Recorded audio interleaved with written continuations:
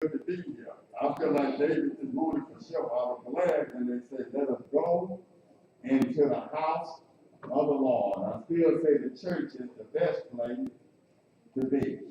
It's good to have another opportunity to worship the Lord. So let's, first of all, we'll open up in prayer. Reverend Mark can open up the prayer right with you. We all bow our heads, please.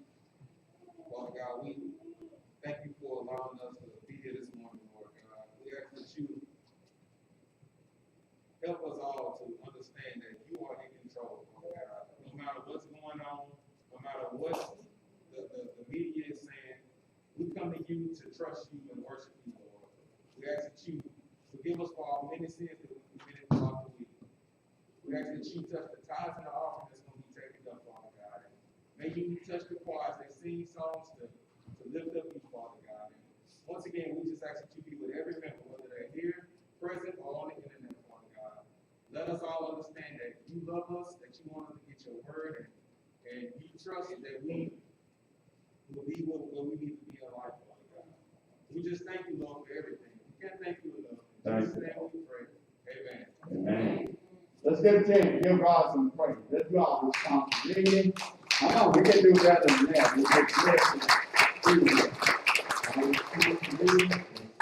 take it from 100 songs, division of songs, and what we're going to do, we're going to ask this group first one, this group on, and this group do the all. Can we do that? All right, go ahead, preach. Make a joyful noise unto the Lord, all ye lands. Stir the Lord with praise. All the voice Know ye that the Lord, He is God. It is He that hath made us, and not we ourselves. Enter to his gates with thanksgiving, and into his courts with praise. Be thankful unto him. Bless his name. For the Lord is good, his mercy is everlasting, and his truth endures for all generations. For the Lord is good. All right.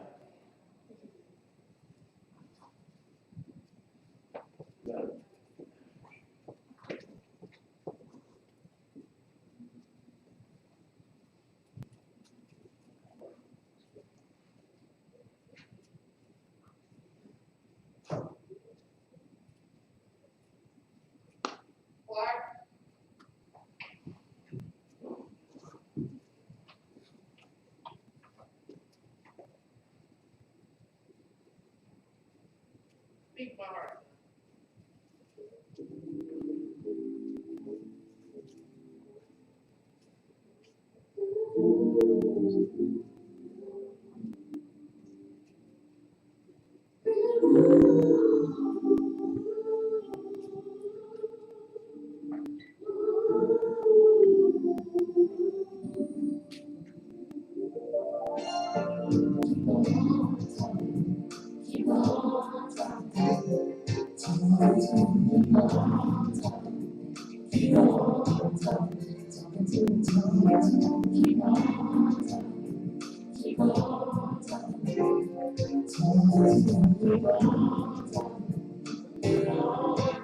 Speak to my heart, Holy Spirit. Give me the words that will bring life. Words of the wind of the morning, the dark night will fade away.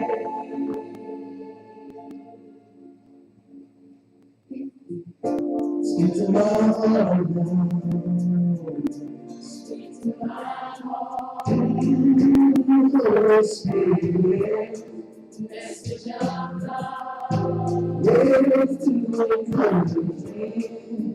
Take my heart from the sky. Love me and care for me. Speak to my heart, speak to my heart.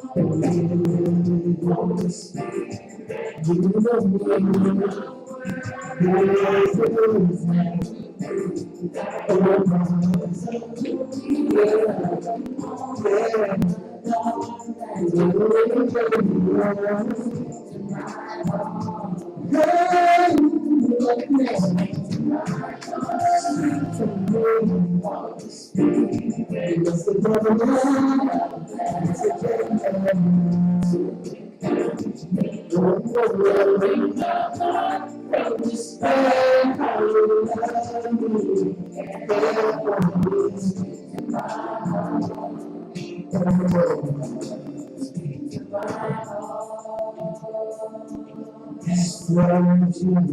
Speak to my heart.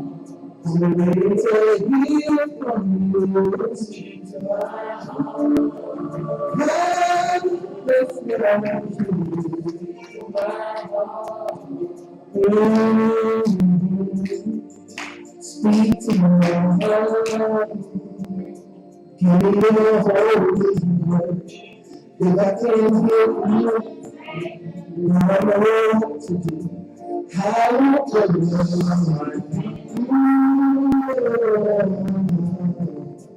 just let your spirit guide and let your word abide. Speak to my heart.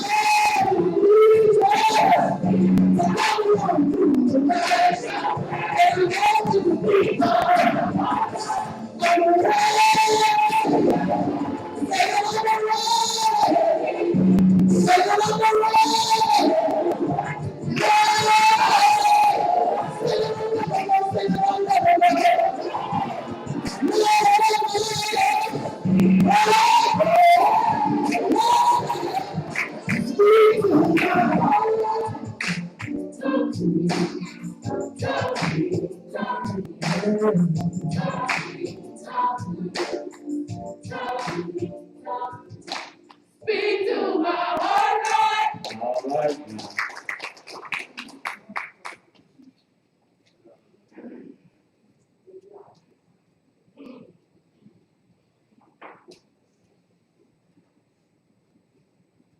That's it? Oh.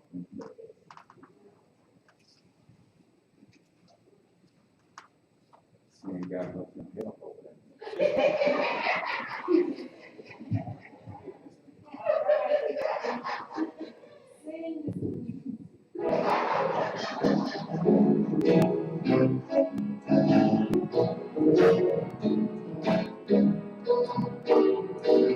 Like the ship is crossing the everybody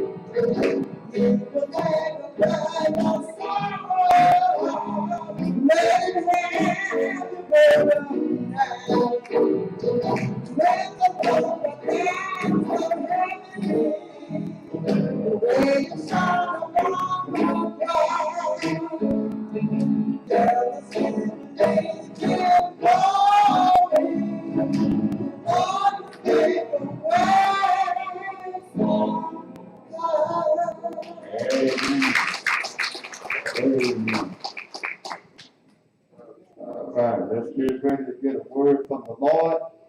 We're in sixth chapter of Gideon. Let's see what we can learn from Gideon. We know we're in the Judges, and Judges was raised up by God to deliver his people when they found themselves in slavery or be disciplined for being disobedient by another country or another entity. God is pleased with obedience. That we need to learn. That disobedience have its consequences. And these people, sometimes we take for granted because we're the children of God that we can do what we want to do. And God will forgive us, but the forgiveness don't remove the consequences. If you do something that is adversely affecting your well-being, your health, your happiness, he'll forgive you for doing it, but you're still going to be sad, hurt, because of the consequences of sin. And sometimes we forget that. And some of us are pre-planned. I don't know how you do that. I call it a premeditated sin.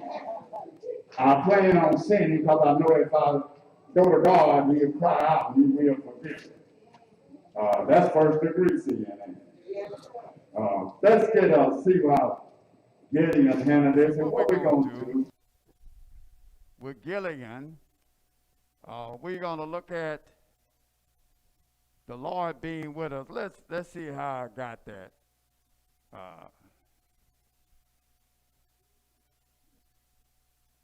Okay. Let's read verse 10, and I thought he had put the text up there.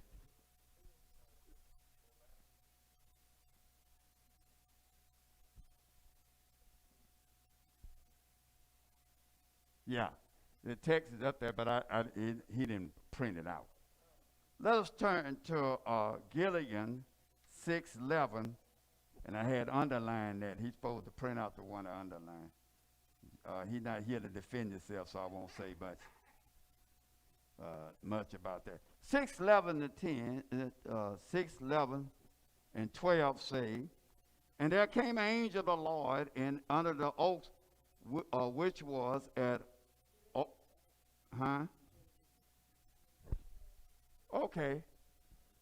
which was at his brother finally figured out what he had did, and that pertained to Joash.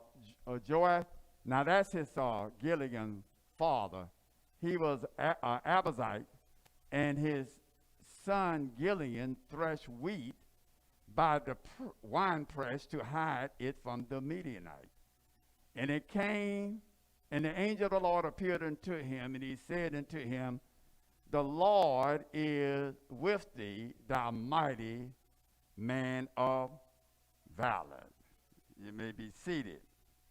Notice we took our topic from that phrase, the Lord is with us.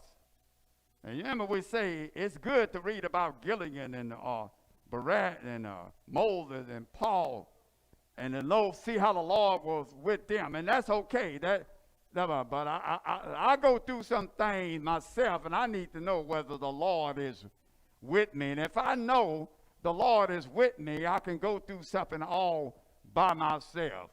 The Bible says, if the whole world is against you, I don't care who is against you. If the Lord is for you, he's more than all those that are against you. And he said, I came to pass. So watch this. Where you get the outline, say we noticed that Gideon he had fear. Why you say he was scared? Because he was hiding from the enemy. This is the people that had them oppressed for 7 years. They did evil. Now they had 40 years of rest. You remember last year in Ehud, they had 40 years of rest. And they had forgot about, sometimes we go through something and have peace and things are going good, and we forget about God, And they went right back and doing same thing over. Don't talk about Israel that much unless you look in the mirror. Why? They went right back and doing the same thing. So what had happened is God used the Midianites for 7 years to oppress them. And so he was hiding from the Midianites. So he was fear. He had fear. Then the Lord told him he was with him, so he get a little bit of faith. And then God tells him, you got some fight in you, man. You're a mighty man of valor. Now, that's kind of contradicted the way he was behaving. But I told you last week, well, the old folks used to put it away. The God look beyond our fault and see our need. You know, God don't look at where we at. He look at if you realize and have faith in him where he can carry you. God don't look at your circumstances. We look at because he know whatever you are going through, whatever your circumstance, whatever your situation, there is nothing too hard for him to overcome. And we all got Midianites in our life, but God said, what you hiding from? You fear. So he get a little faith. Now fear, we're going to find out there's a healthy fear and an unhealthy fear. And you're going to know, he never lost his fear. Courage is not defined by the absence of fear. Courage is defined that you're willing to do what you got to do in the presence of fear. So when there's no absence of, when there's no fear, there's no reason to be courageous. Nobody is labeled courageous because they went forward where there was no danger. And let's go to it. So he say he came in the angel of, we believe this angel of the Lord to be the pre-incarnated Christ, and we'll talk about that another day. So here he is, sitting down in the winepress. How do I know he feel? Now, when you threshing wheat, you supposed to be on top of the mountain. See, because when you thresh, you want to go to where the wind blows the most. And what happened is when the wind blows, wheat and cherries look just alike. But when you thresh it and you throw it up in the wind, the wheat will fall down and the cherries, you could tell scared folks. All you got to do is put circumstances in front of them. And the real faithful people that'll trust the Lord, they'll stay there. They'll be rooted. They'll be grounded. And they know their soul is anchored in the Lord. Not that they have food to feel. So he was down in the winepress in the valley, and it must be frustrating to be throwing up a wheat and the shaft getting all down up in his back. And sometimes we go into life. Anybody ever been frustrated? You're doing your best you can given the situation that you're on. And maybe you ought to get up and trust God and do what you got to do in spite of your fear. Let's go. So he feared and he was hiding out. And the reason why he was hiding out, see here is, them Midianites was some, and by the way, they were kinfolks. We can't get away from that, huh? Yeah, anybody scared of some kinfolks you got? I'm scared of some of them. That's why I stay away from them. Because some of them just have to make you pray, don't we? We'll leave that alone. But anyway, it shows you that even though they was kin to him, they were kin to him from, when we read the Bible in Genesis 25, I think it's 25, verses 1 through 4, they was through the wife that Moses, was it Moses? His married, but the Midianites came through them. So what they would do, what they would do, that's the reason why he was down in the valley. What they would do, they would let the Israelites raise all the produce. They do all the work. Oh, come on, church folks. They would do all the work, and when the crop produced, they would come raid the crops. You didn't hear me. Some folks will let you pay your tithes and you'll put your offering and you'll build up it, but when it comes to the blessing and the benefit for the church, they want to come in and raid. They ain't been to church, but let something happen. They want to come in and raid what you done worked and produced. And it's bad. You can respect a person that raised something himself, but somebody trying to parasite. A parasite don't do nothing. They just suck on somebody else. That's what we used to call them in Woodward. We used to get ticks on us. A tick will get fat. Come on, Trish, you know where you got a couple on. Or get fat and don't do nothing else, but he'll stay there and suck your blood. Some people in the church, some people in the family, they won't do nothing for themselves, but they'll suck off of everything that you got because they're scared to do something for themselves. But we want to, now, it's okay to be fearful. There's a such thing as a healthy fear. We say the beginning of fear, the wisdom is the beginning of, the fear of the Lord is the beginning of wisdom. It's wise to fear God. And I don't mean just reverence. Sometimes we need to fear him out of reverence, but sometimes we need to fear him because we know he will tear us up if we do what's wrong. That's a healthy fear. Some of us are not scared of nothing. You got sense enough to be scared. Remember when I was young, I used to do a lot of stupid stuff. I used to do stuff that I didn't have the sense enough to be scared about then that scared me now. And it was some years. Now I got better sense. I tremble when I think about some of the stuff I used to do. But I didn't have no better sense then. Can't believe didn't have sense enough to be. So sometimes there is a healthy fear. And we need to develop the healthy fear rather than the bad fear. Now watch this. Timothy tells us that fear don't come from God. The Spirit of God gives us power. We are not, but he haven't given us the spirit of fear, and I don't know, he must have used the NIV. He haven't given us the spirit of fear, but of power, of love. Why? Look at it over in 1 John 4:18. Why?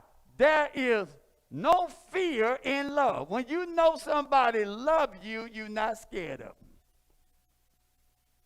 But perfect love drives out fear. If you want to tamp down your fear, let's love one another. And when somebody talk about you, say something wrong about you, you know what they're doing out of love, it don't bother you. But when you get fearful, it's because you are projection. Sometimes I get fear what somebody else is saying, and I can't know what they're saying because I know what I would be saying if they didn't hear me. We project on others what we think that we would be doing in that given situation. Watch this. But God has given us a love, power, and self-difference. And fear is made perfect in love. So let us love God, and we'll cast out our fear. So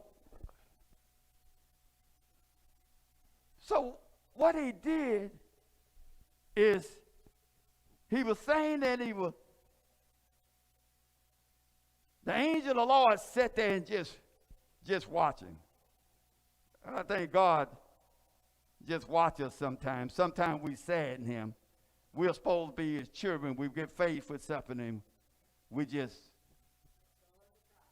want to throw in the towel. Some of that haven't thrown in yet. You're on your way. But he said, Gideon said, and see, fear calls you to doubt the Lord. Look at that 13th verse. He said, Lord, you say you're going to be with me, but where was you when I was going through these things? Where was you when the middle night was raiding too? Where was you when we were being oppressed by the middle night? I read about what you did in Egypt, how you made a way out of no way. I know the miracles and the powers that you demonstrate in the midst of us, not only through the wisdom and running out Canaanites and crossing the Jordan River. I heard about that. But where's the miracles now? Sometime when we read the Bible, don't you sit there like you never doubted God. It seems like you didn't forsake me. Have you ever been when it looked like God ain't nowhere to be found? Have you ever been when you're so frustrated, so scared, that it looked like God don't care about you? We get that way sometimes. I get that way sometimes. And I'm bad. That's all right when I'm hungry to read about him feeding the 5,000, but I can't gain no calories off of what the 5,000 ate last night. It's all right when I can't see good to read about how he opened the blind eye, but I can't see through the man's blind eye. It's all right when I see him raise up people out of the sick bed, heal a woman that had 12 issues of blood, but I got some issues of my own that are. I want to know, where are you, God? Have you ever been going through something and you wonder where God reads it? And my circumstances don't look like this, the God I read about you. Don't feel bad about doing this. Jesus Christ was on the cross. My God, why hast thou forsaken me? How many of them felt like are going through something that don't seem like God is present? So he said, if you with me, where's all the miracles you were doing? If you with me, where's the power? Give me some evidence that you are with me. That was the 13th verse. He said, you'll forsake me and delivers us, but now the Lord have forsaken us and delivered us into the hands of the Midianites. He said, the Midianites, they overpowering us. Where are you? Last year, I would put my crops and threshing my wheat on top of the mountain. Now I'm down to my last wheat. And my enemies have taken everything that I worked so hard for. Where are you?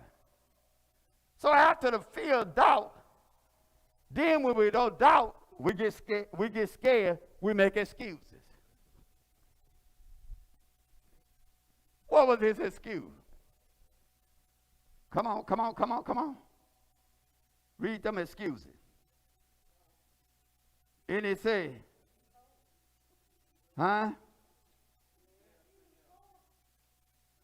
He said, I'm a poor man. I'm the least in my father's hand. My family is a nobody. We can always look, when we don't want to do something, we can always look at our weak point. But we forget that Paul told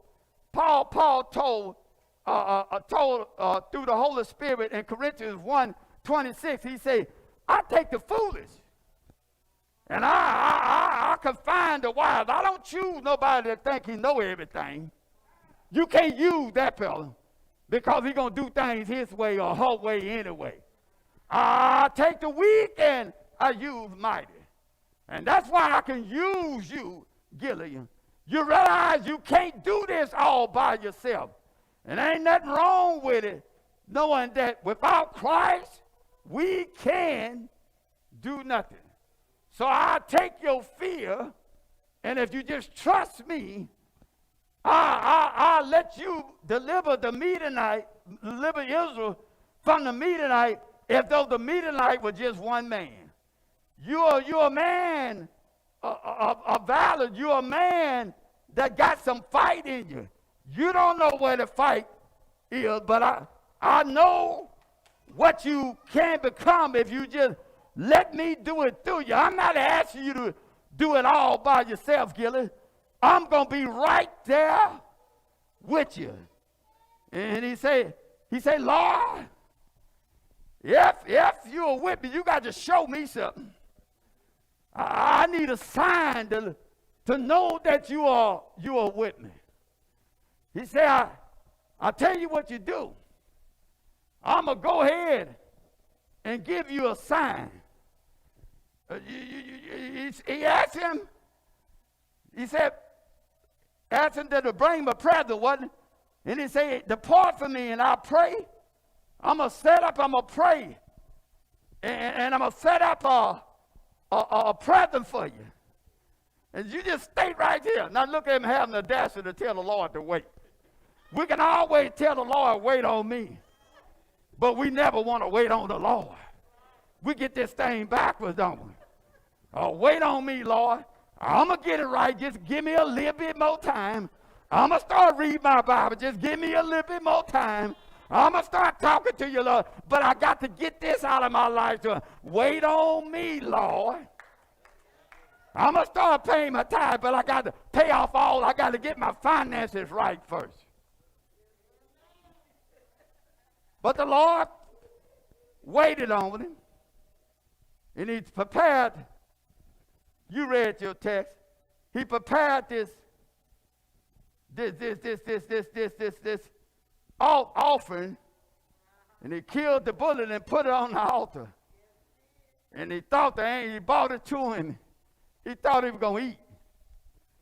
And he took it and put a rod on it, on that rock. Fire came from the rock, and the meat and the sacrifice disappeared. And then the angel of the Lord disappeared, which we think of the preacher. And he had his sign. He said, surely this is some divine power that I got, that I got a little bit of faith now. But now Gideon wanted a sign that the Lord going to be with him.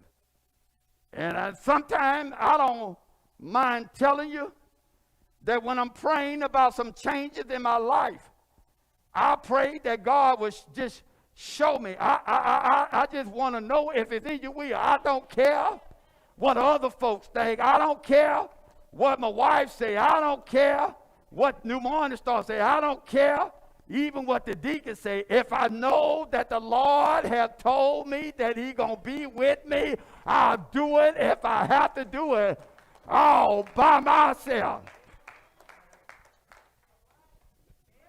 So he said, so he got a little faith. And let's deal with that. He's getting his little confidence in the Lord. Now watch that. Faith is the substance and the evidence. I can't see me getting these Midianites. How many got some Midianites in their life? Financial, psychological, got Midianites. I don't see my way out there. I just can't see. We got that Ray Charles circumstance, don't we? Just can't see our way out. But faith, the Bible says we don't walk by sight, we walk by faith. And all the other prophets, they trusted God. And that's why we built our theology on faith. The Bible tells us in Habakkuk 2:4, the just shall live by faith. The Bible tells us in Romans 1:17, the just shall live by faith. The Bible tells us in Galatians 3:11, the just shall live by faith. The Bible tells us in Hebrews, the 10th chapter, the 38, the just shall live by faith. Now, God then told you in the north, the just live by faith, the south, the live by faith, at the east and the west, all four corners. We exist by faith, not by our circumstances. Stop looking at your circumstances. Realize that God is with you, and whatever your circumstances are, God got them for you. He is looking at what he can make out of you through your circumstances. You just got to keep on fighting regardless of what it look like. Then that third verse, he said, don't you know this whole world of the Hebrew? Don't you know the frame of the world was framed? Why? By his word. Huh? He spoke it into existence. Said, tell us, preacher, what the Hebrew.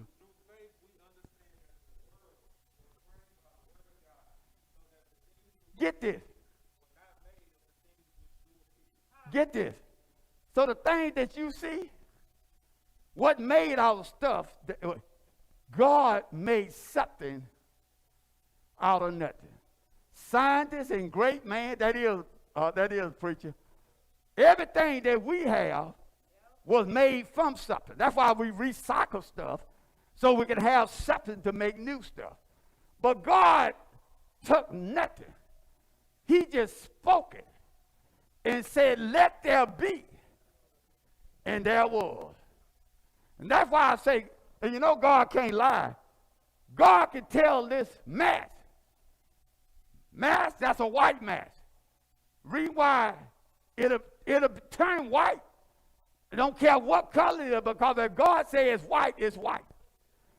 When we say something, you can't put your, but God spoke this word. And then the 33rd chapter of 6th, he spoke this quick. This universe, I will read somewhere, this universe got 10 trillion of galaxies. And in one of the galaxies, the sun is the smallest star compared to the other stars out there. There's one star called BETELG. Don't worry about it. It's a big old star. But that star is 27,000 times bigger than the sun. And that's just in one galaxy. And he got 10,000 galaxies. And the Bible tells us he names every one of them stars. He put every one of them in this place. He told the sun, I want you to stay some 93 million miles. Don't come too close, because you'll scorch my people. Don't go too far, because you'll freeze my people. Colossians 1:16 don't say not only he made it, but he keeps it and put it in his place. Not only that he made us, he keeps us and put us in our place. Well, sir, and if God's words can build this universe, if God's word can keep this universe in its place, surely when God, I heard the songs to sing just speak to my heart, Lord Jesus, the reason why I want you to speak to my heart, sometimes my heart is troubled.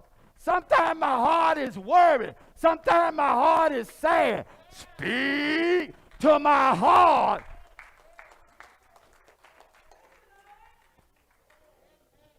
So we get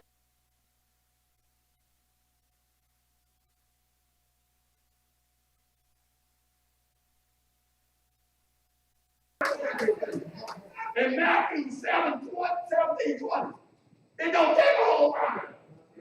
He said, you got the faith the size of a mustard seed. You know why it don't take much? Y'all got this stuff down straight. And how much you put in there? Huh? What was it, price? It's always a 1 capful. 1 capful. Per gallon. And that bottle is about this big, about this tall. Why you don't want to put the 1 cup? Because it's concentrated. You would put stuff in, I know some stuff you just put 1 ounce in a 50-gallon drum. And it's just that power.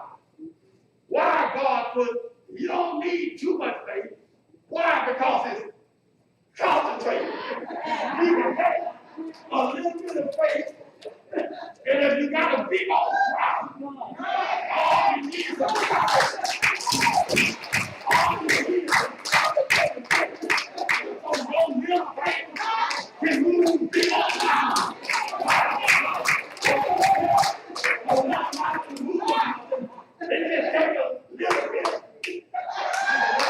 Watch you don't put too much in it, because all the mountains in Colorado will be out of their place.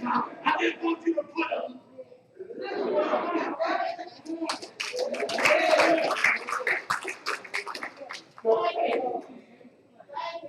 faith coming by here and here.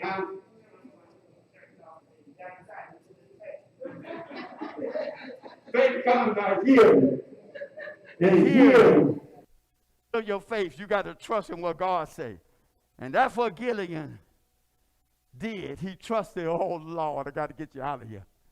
Get up. And we are saved by grace. Are you saved? Through faith. Not of yourself. Not of works, lest any man should boast. And the reason why God spoke his word into existence, and he made you last, he made you. But he spoke the word for the word. Know why he put you last? You'll be talking about what you did. How I know that? Right now, some of us boast on what you did for the little bit that you are. Anything you got and anything you are, you owe it. How much?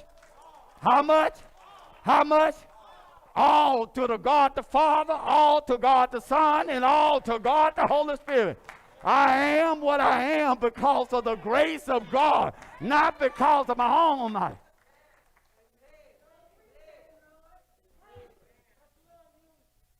Faith. We got to trust God in spite of it. And that's what we got to do in this pandemic. And he got a little bit of faith. He need a sign. Now, he going to need a sign twice. He just want to make sure the Lord was with him. Because he was scared. And there ain't nothing wrong with being scared, but don't let scare paralyze you from doing what you're on. And I don't want to pick on nobody. Some people scared to come to church. I just thought I'll say that on my way to my seat. I'm scared. I'm not scared enough to put my mask on. Some people, they tease me. I'm scared enough to wash my hands. I'm scared enough to keep my distance and make sure you do it too. I'm scared enough to do that, but I'm not so scared that I can't take a little bit of faith and trust God if I'm doing all that I can do.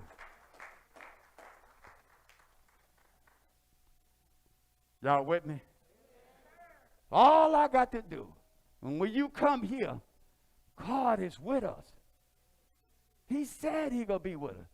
That's why I know he's with us, because he said where 2 or 3 are gathered in my name. And if I know God is with us, I can trust him to take care of it. Do what we can for ourselves. Y'all with me? How come you start clapping on me then? So it's okay to be fearful. If you don't be fearful enough for the corona, be fearful for me, because I'm going to holler at you do something dumb here. Why? Because I'm scared. I love people enough. Because every time I come, I'm more scared than you. Because I'm not only responsible for myself, I'm responsible for everybody that trusts in God that come here. So some of y'all are going to do some stuff to scare me. And I get out of whack. You'll know when I'm scared. My voice raised a little bit. That's because I'm scared. So it's okay to be scared. So y'all understand me when I get scared. It just say, when I holler at you, just say, Pastor, he just scared. Because that's true. I love you enough to be scared. Because if I didn't love you, I could be foolish. Just say, don't worry about it. Don't do nothing. Do what you want to do. Okay, you violate this 6 feet. You're not wearing a mask. No biggie. But I love you too much for that. So I'm going to have enough fear to do what we're going to do. And so let's put our confidence in God. Now, when he put his confidence in God, don't the verse 22 to 20, y'all read that on your own. I can't read all this to you, but you read that on your own. When he built, and after that, that miracle, he perceived that he had been face to face with the Lord. You know, anybody that could take a staff and make a fire come out of a rock, he going. So in that, he said the Lord. Now that's not Jehovah. I know in some of y'all translate that's Yahweh. There's no J. You thought I was scared and I was gonna skip that because I didn't talk to y'all. See, this is Bible's a transliteration. It takes our alphabet, the English alphabet, and translate it to the Hebrew alphabet and translate it to alphabet that match in the English. Now, I want to come as a surprise for you. This is a hybrid. There is no J in the Hebrew letter. So whoever translates that, just put that J. But there is a Y. So that should be Yahweh Shalom, which is God of peace. So peace, even in the middle of it. So I told you, you can still give it some credit that he had some fight on him. He was still scared. But he got peace with God. Have you ever been going through something? And you scared as all get out? But God give you his peace. Even in the middle of those trials and tribulations and suffering. I know this God will for me, so I go on with the fight that is in me. Yeah, y'all got that? Now I'm going to tell you how he had got this. God tests us sometimes. He say, I tell you what, you believe me? You're going to show yourself to me. Now, this show courage. See, Joash worshiped Balaam. He had statues set up in Balaam. So sometimes he say, I want you to see your loyalty to you, Gilead. I'll tell you what you want to do. None of you know that I'm the Lord. None of you know what I'm going to be. Before I let you go against the me tonight, I got to test your faith and see where you're at. Because you don't know you're going to fight them with 300 men. You're going to start off with 33,000, but I'm going to reduce down to 300. You're going to have some faith to go against the me tonight. So I'm going to give you a small test. Show your loyalty to me. I'll tell you what, I want you to set up a sacrifice for me. This is in verse 25 to 28. And this is the first one. Even in the middle of his fear, sometimes you have to go against family. You got unbeliever family that'll mark you and criticize you and put you down because you're trying to do the will of God. He said, I'll tell you what you do. You're going to make another sacrifice. I don't want you to bring this one to me. You take the bullock, and I'll tell you where you get that bullock from. You get it out of your daddy pastor. And so he wasn't scared. Now, that's making his daddy mad with him and the people mad with him. But when you're doing what's right, even one thing I give your people, and one thing I give my people, all of them don't like me. All of them don't agree with me. But watch what happened. Joab, I got to get y'all home, Pat. That's why I'm going fast. You got to read that for yourself. When he took it and made the sacrifice, and he said, tear down that statue of Balaam. Now, that was his daddy, God. His daddy was a prominent, influential man but he wasn't scared of daddy. Let me tell you something. The Bible tells us in Matthew 10:22, why be scared of man who all they can do is hurt you and take this on earth? You need to be scared of God who can take your soul. And sometimes we more scared of man than we are God. Ain't no sense in my children being more scared of me than they is the Almighty God. And I'm going to test your loyalty. And he did that, tore it down, and they were finna kill him. But guess what? His daddy stood up for him, although they was his God. Your family, your friends, sometimes if you don't give in, as you keep up the fight, as you stay loyal to God, they might not like what you did. They might not agree with what you did, but they'll respect you. And his dad was the first one stood up for him. He said, Baal be God, why you got to protect God? Let Baal protect itself. And they let him go and made a hero out of him. And I got family in my members that didn't talk about me, called me everything but a child of God, told I was mean, don't know what I talk about because I'm straight. I got family members don't come here because they scared, because they know I'm straight. But that's all right. But each one of them that don't like what I do and how I do it and what I do, every one of them that I know of respect me. You stick with God. Don't worry about what family members think of you. And they'll respect you for it. You'll lose respect by compromising yourself. Watch this. You ready to go home? I know you are, and I'm ready to let you. All right, watch this. So in the midst of this fear, I'm going to trust the Lord. I'm going to get my fight on. And let me tell you this, in this world, you're going to have some Midianites, and we got to fight. The Bible tells us in Corinthians 9:26. Did you get it up there? I know Joshua should have trained you before you came up there. Did you get some of them verses up there? We're not going there yet. Let's read 9:26. This is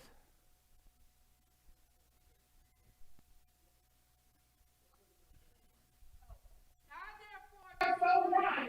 Now as uncertainty, so fight I not as one that beats the air. Fight as one. Let me tell you, this world we live in, and ain't no time for no shadow boxing. You are in a real fight. We want to give the devil a black eyes. You got to fight and fight even in the midst of fear. Keep on fighting.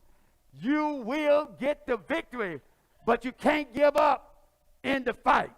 Remember what Paul said? Sometime we'll look at our human side of this thing. And we look at our fragility and our weakness. But we forget on the other side there's divine help because God is with us. Watch Paul talk about it. Paul said, I'm pressed out of measure. 2 Corinthians 4:8-9. I'm pressed out of measure. I go through stuff and it seems like that my inside turned wrong side out. I be going through so much. I got trouble on every side. How many have trouble on every side? When it rains, it pours. But I come to tell you, God said in 46th chapter of division of Psalm, verse 1, I am a very present help in times of trouble. God have not left you. The 10th verse, he said, just stay still, and you will know that I am the Lord. I got trouble on every side, but I know my help is coming. I'm not going to get distressed, discouraged, and depressed. I know I am perplexed sometimes. Sometimes I wonder where God is, and sometimes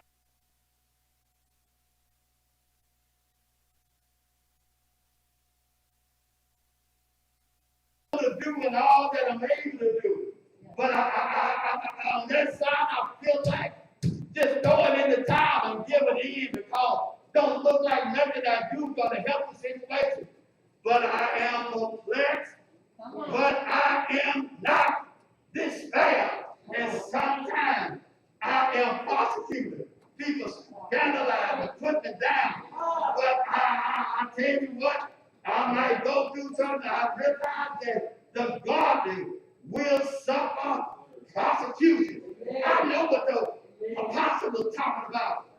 after Acts, the 41, when they prosecuted, they wanted to slay him. And after a while, Dr.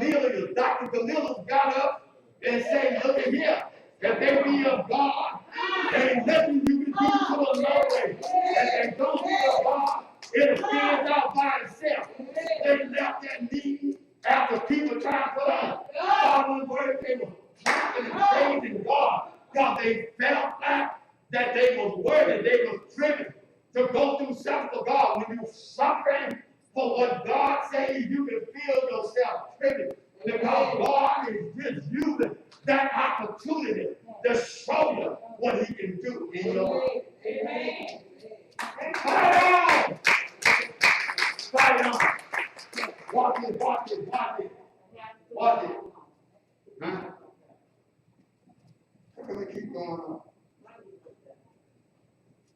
Watch it. Sometimes we have to get knocked down.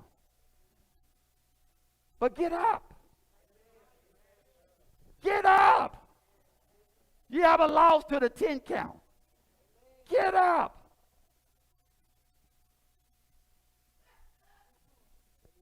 I didn't say you were going to have no fight. I just said you got to win if you know God is in it with you. Let's read Philippians 1:28, and we're going to go home. Philippians 2:12. Philippians 1:28. You can read 1:27 to 28. I think I had underlined it, but that's all right. Go ahead. Yeah. Only let the conversation be as becometh the gospel of Christ. In other words, you ever had an outfit and folks that told you, that outfit looks good on every pump. In other words, the gospel, the word of God, and the way our lifestyle is, we should become. You say you're a Christian, it should be. You know what, that fits you. I can tell you wasn't laughing out with nasty jokes, you wasn't doing that becomes you. And sometimes you tell something, you ever put on something and say, people say, that outfit don't become it. That don't look like you. But the gospel of Jesus Christ, our lifestyle, our conversation should be becoming of the gospel. Go ahead. The faith of the gospel. That whether I come to see you or else be absent, I may hear of your affairs, and you stand fast in one spirit, with one mind, striving to Then I'll say, the gospel. stand fast in one spirit, the Holy Spirit, baptized into the body of Christ. God, that's what Corinthians 12:13. Watch this.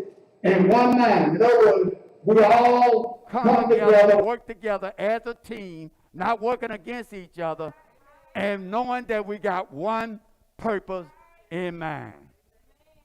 Let's go. Let's go. Adversary, which is to them In in other every words, don't get terrified. Don't get scared. The people that are against you. Why I want to get scared?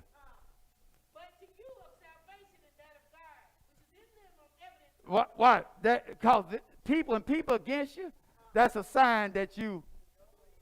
When people like everything you do, is a sign that you doing everything they like. You didn't get that what I say. If people like everything you do, it's a sign that you're doing everything that they like. So when you get opposition for people, they don't like what you're doing, that's a sign that you are saved. Ain't that right? Go ahead. 2:12. Yeah, we're going to go home. Therefore, my beloved, that ye have always obeyed, not as in my presence only, but now much more in my absence, work out your own salvation. Work out. Wait a minute. That don't mean you work for your salvation. You can't work out what ain't in you.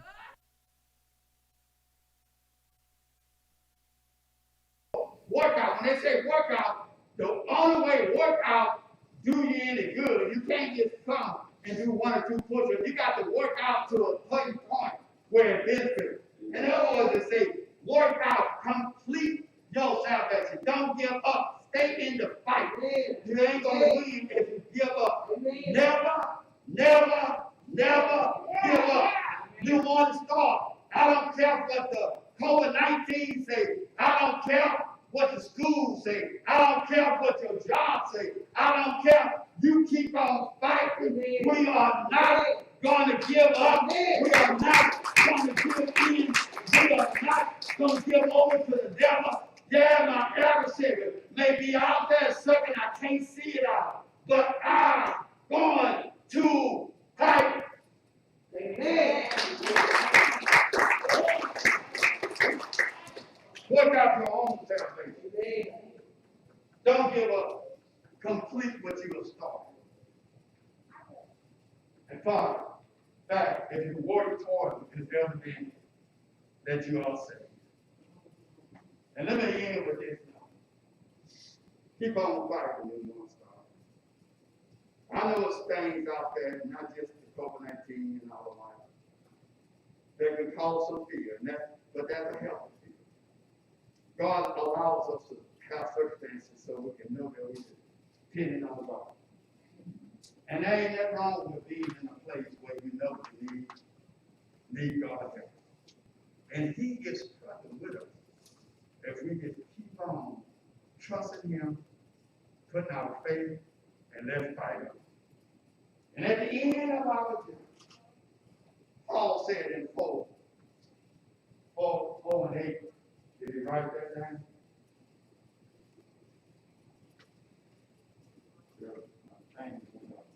He said in 4:8, he needed another guy.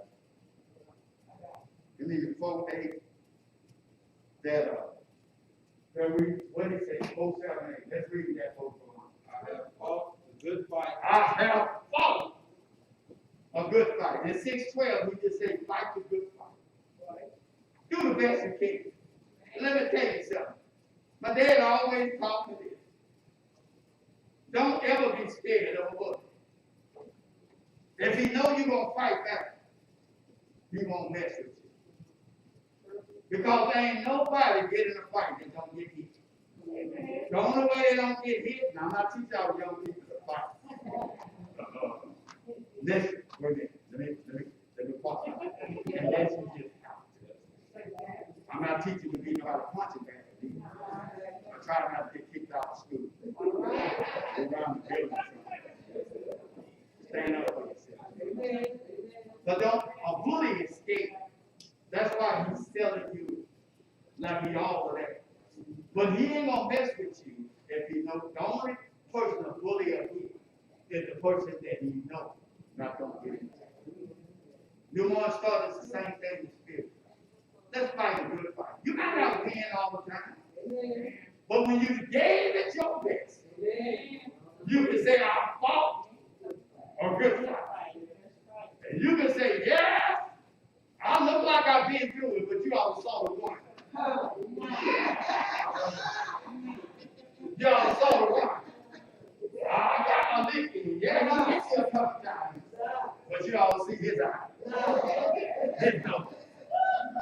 That's what we got to do to devil in circumstances. Do the best you can. That's all God expects of. But at least fight a good fight. I have what? Finish my course. My course. Finish, complete. Kept the faith. In other words, I didn't even run the race and run it. I stayed with the rules of the fight, and I stayed in the lane that God called me to. Fight a good fight. Finish your course. Keep the faith. And know that God is with us like He was with you. There's nothing else we can do.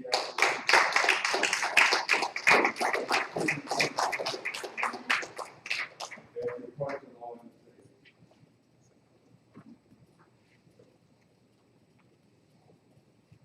table. Let us know that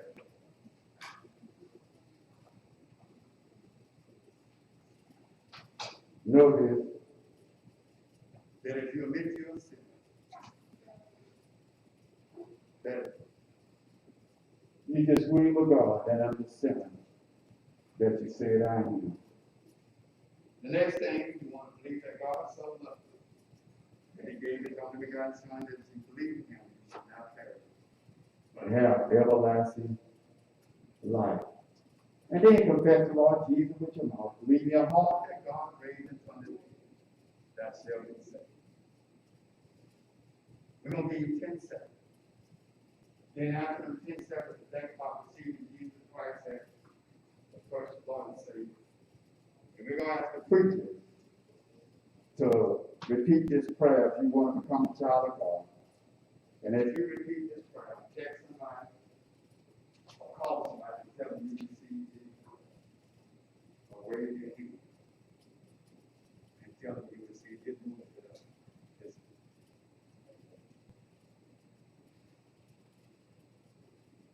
10 seconds.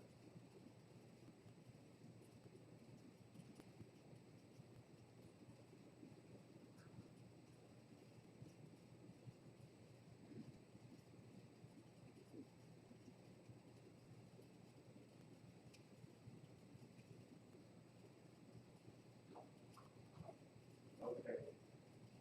Well, if you have said that you read it, the preacher will be the only one that said, that was said, and if you meant it for your first time, everyone, you don't have to bow your head, you can look at the screen. And if this call reaches the center of your heart, we ask that you will raise your hand and you will be in it. That you will. Dear God, I know I am a sinner and have rebelled against you in many ways. I believe Jesus died for my sins, and only through faith in his death and resurrection can I be forgiven. I now turn from my sins and ask Jesus to come into my life as my Lord and Savior. From this day forward, I will choose to follow him. Amen. This time we're not going to, Dr. Joe said his time. And we thank God for the ones that are about the time. What I'm going to do about, we're going to send a text out. I'll meet with all the teachers. We're going to probably do a mock class. And we're going to start our Sunday school, probably the first Sunday in July. But I want to meet 5:45 Wednesday evening, just the teachers, have a meeting to get some input. We'll send you, the ID number in the meeting. That'll be on Zoom. We're doing that during. We'll talk about how we're going to do our Sunday school. Then we're going to meet Thursday, Sunday morning as a mock class, just meet, call up, we won't have the class, but we'll kind of get it set up so people know that they're confused. And, so we have a Zoom back there, and, Reverend Bobby and, Bishop Collins, they will have their class back there. The one that's present will be in their class, the others that can't come to whatever reason, be able to go do the Zoom. And what I want to do, Lacey, she can start joining in y'all class. So I'm asking all the teachers today to go ahead and reach out to the students, let them know what to do, get some input from. Then Wednesday night, let's discuss it, we'll talk about it. This class here, since they only got the teachers form, another class, the two teachers not here. So those that you're bringing your children to the church, the Sunday school, we all, last year, bring over that we got 6 feet apart. They're all in, bring their hand, and go out. So got them, so, and the ones that not coming to church, that's in those 2 classes, will come here. And you know, when the teachers come back and here, we're gonna set them up at Sunday school, we got open account. So we have those classes independent of each other. So they can come back, the lady will be meeting to them forward. But we got to start at 9:30. So because we're not gonna have 30 minutes of Sunday school. And so you're gonna tell your Sunday school, if I could reduce my preaching 40 minutes, you can do it. The one thing you can do, how we usually don't do 30 minutes, but 30 minutes anyway. By the time we start late, start on time. So be here, teachers. Just try to be here at 9:20, 9:15, be over your class so you can start exactly at 9:30. You'd be surprised what you can get in a half hour. And all you gotta do, I'm gonna go over such with that, all you gotta do is kind of review, get your children prepared for it. So we're gonna start at top first in July. This will, everybody understand? Teachers meet 5:45 on Zoom. And, all teachers, you better come text, get the limited text out, meeting ID on Zoom and the time. And then, now the teachers that can be here, time. But the ones that not, just do it. Okay? We'll get this done. Like I said, we're gonna fight it through. We're not gonna let this, we gotta consider our children. Because this not gonna be a one round battle. We gotta go the whole 15 rounds. Trust God.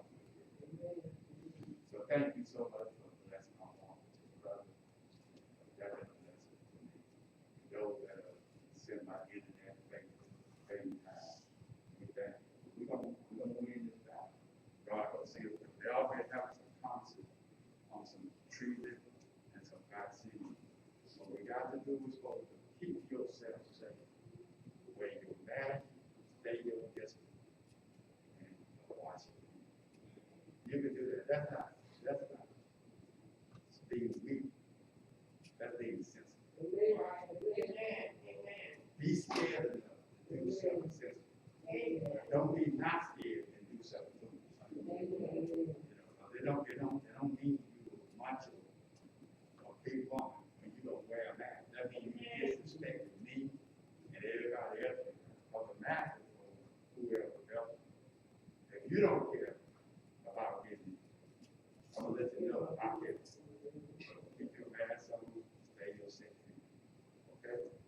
We're gonna take care of each other. So God gonna get us through it. Thank you. Okay, wow. Thank you. Nothing else. Yeah, little Joe, mother, and pray for, she need a miracle. She's fighting, literally fighting for her life now. But I talked to them and had prayer with them. They're in a good place, but it's still hurt. Miss Marguerite, she's 92, made 92 in February. And right now she got an infection that seems to be affecting organs.